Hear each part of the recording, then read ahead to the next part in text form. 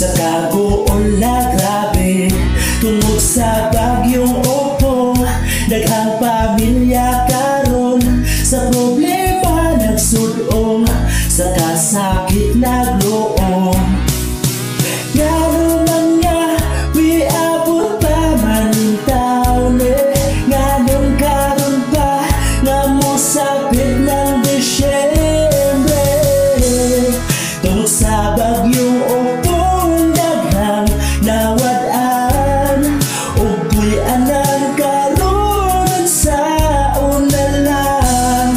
Tungod sa bagyong Opong daghang nalisang, nasa'y kinabuhin taw na wagtan.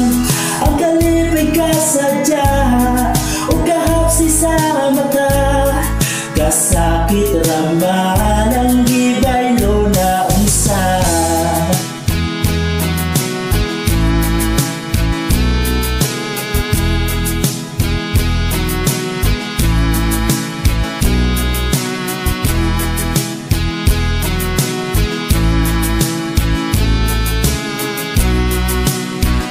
Kining buwang Setyembre 2025, grabe ang pasakit ng lagi sa taga-Masbate.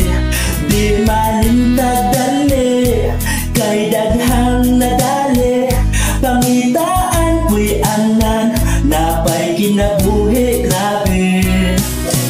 Unda tanan kini usara kadamgo, ang nasa guban namong kusog balabagyo. Tungod sa bagyong Opong daghang nawad-an, ug puy-anan karon sa unalan. Tungod sa bagyong Opong daghang nalisang, nasa'y kinabuhin taw na wagtan. Ang kalipay kasadya o kahapsi sa mata, kasakit raman ang gibaylo na unsa.